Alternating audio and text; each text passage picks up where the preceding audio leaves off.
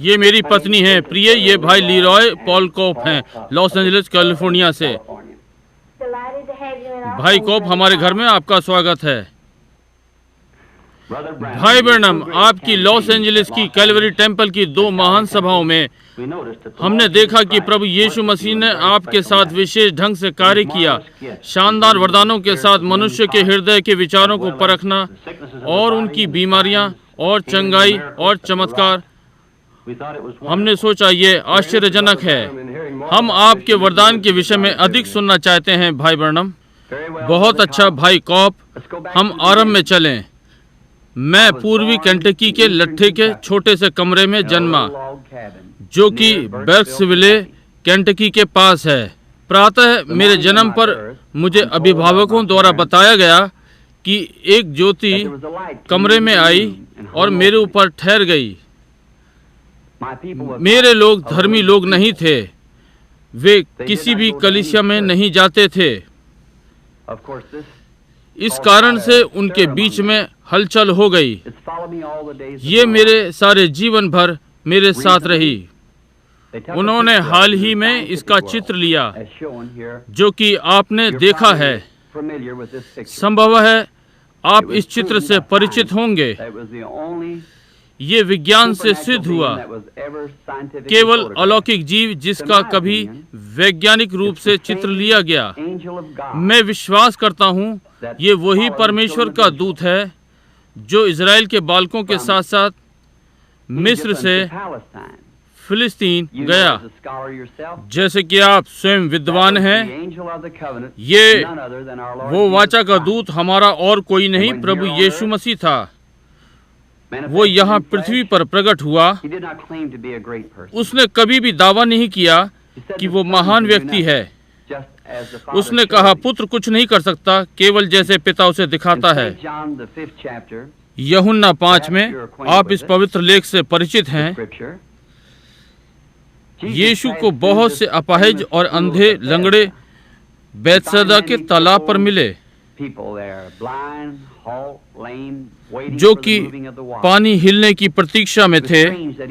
ये विचित्र था कि उसने केवल एक को चंगा किया। यदि आप ध्यान दें, वो जानता था कि वो व्यक्ति कहाँ था। पिता ने उसे दिखा दिया था, उसने इसे चंगा किया। संभवतः वो अपाहिज नहीं था, वो एक बिस्तर पर पड़ा था, परंतु यीशु ने उसे चंगा किया। और फिर आगे अध्याय में हम पाते हैं 19वें पद में यहूदियों ने उससे प्रश्न किया। हम आज प्रश्न कर सकते हैं, क्योंकि परमेश्वर उन सारे लंगड़ों और अंधों लोगों को छोड़ गया और उन सब को चंगा नहीं किया, परंतु मैं यहाँ उसके वचन का उल्लेख करूंगा। उसने कहा, मैं तुमसे सच सच कहता हूँ कि पुत्र स्वयं से कुछ नहीं कर सकता, परंतु जो पिता को करते देखता है उसे पुत्र उसी प्रकार से करता है।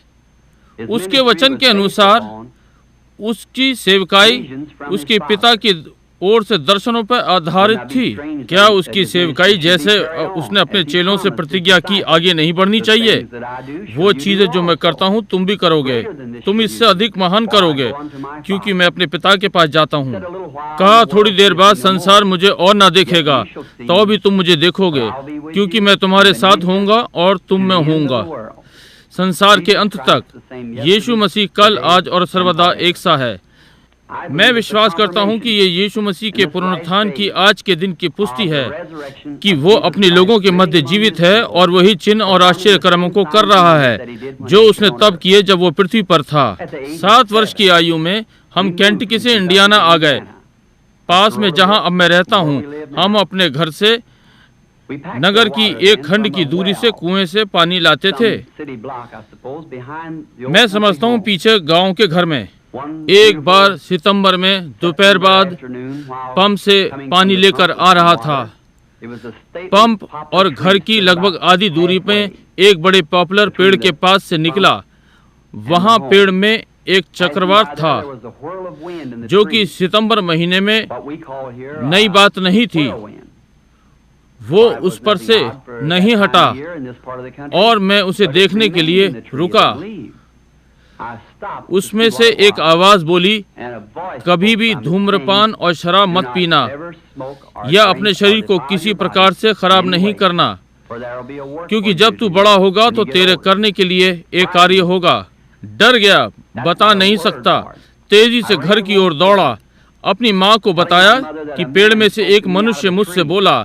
उसने सोचा कि मैं अधीर था और मुझे पलंग पर लिटा दिया, और तब से दर्शन आते हैं। जब ये मुझ पर आता है तो ये दर्शन देता है। मैं लोगों को बता सकता हूँ कि उनके साथ क्या गड़बड़ है, जीवन में उन्हें क्या करना चाहिए, उनके पाप और उन्हें क्या करना चाहिए। 37 वर्ष की आयु में मैं एक रात्रि अपने कमरे में प्रार्थना कर रहा था, और जब उठा तो फर्श पर मैंने एक उजियाला देखा। चारों ओर देखा कि कहां से आ रहा है। ये अग्नि स्तंभ मेरे ऊपर था, नीचे फर्श पर उजियाला आ रहा था। मैंने किसी को चलते हुए सुना।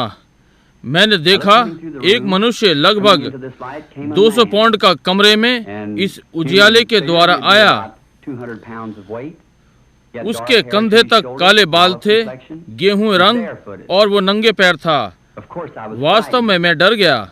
उसने कहा, मत डर, और मैंने पहचान लिया कि ये वही आवाज थी जो मुझसे सदा से बोल रही थी, परंतु पहली बार मैंने उसे मनुष्य के रूप में देखा था। उसने कहा, मैं परमेश्वर की उपस्थिति से भेजा गया हूँ कि तुझे ये बताऊं कि तुझे बीमार लोगों के लिए प्रार्थना करनी है।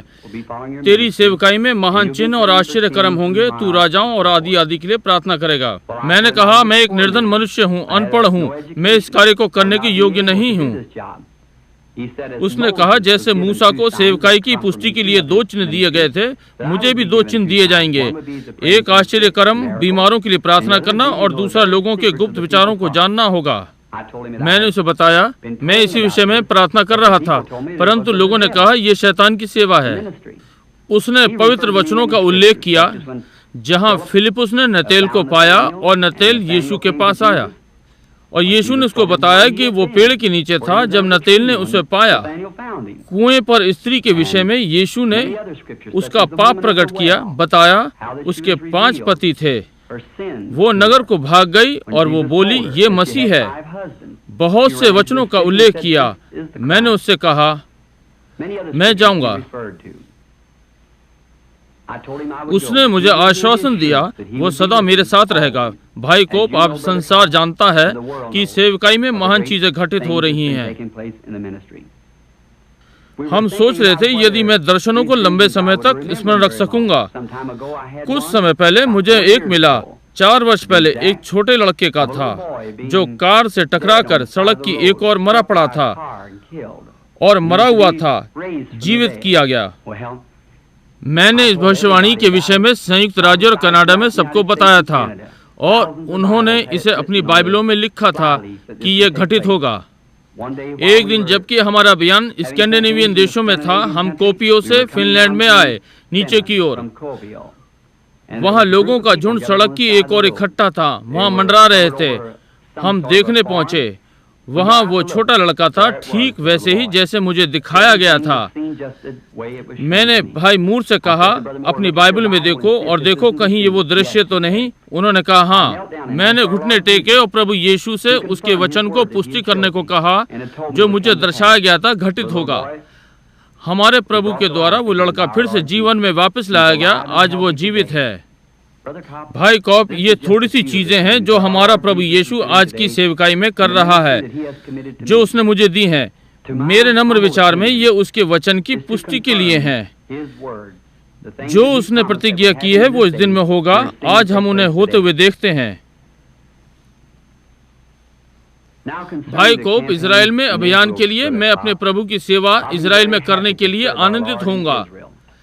मैं विश्वास करता हूं कि मेरी सेवका यहूदियों पर प्रभाव डालेगी, क्योंकि जैसा वचन कहता है, यहूदी चिन्ह खोजते हैं, यूनानी बुद्धि। हम विश्वास करते हैं बहुत से यहूदी और दूसरे वहां पवित्र देश में प्रभु यीशु मसीह पर विश्वास करने के लिए आएंगे जब वे देखते हैं कि मसीही योएल नबी की भविष्यवाणी को पूरा कर रहे हैं। हाँ भाई कोप, मैं निश्चित हूँ कि आप पुराने नियम से योएल 2:28 का उल्लेख कर रहे हैं, कैसे उसने भविष्यवाणी की है। अंतिम दिनों में वो अपना आत्मा सब प्राणियों पर उंडेलेगा। पुत्र और पुत्रियां भविष्यवाणी करेंगे, बूढ़े स्वप्न देखेंगे, जवान दर्शन देखेंगे। भाई ब्रैनम, अभी के लिए हमें अलविदा कहना है। ये आनंद में रहा। परमेश्वर ने चाहा हम आपको आने वाले 2-1 दिन में शिकागो में फिर से मिलेंगे। सज्जनों, आज रात्रि आप लोगों को अपने घर में पाकर प्रसन्नता हुई। हम शिकागो की सभाओं में मिलने के लिए प्रार्थना करेंगे और परमेश्वर के अनुग्रह से मैं आपसे वहां मिलने की आशा करता हूं। क्या आप चाय लेंगे? धन्यवाद बहन ब्रैनम, ये अच्छा रहेगा। धन्यवाद, धन्यवाद, धन्यवाद प्रिय।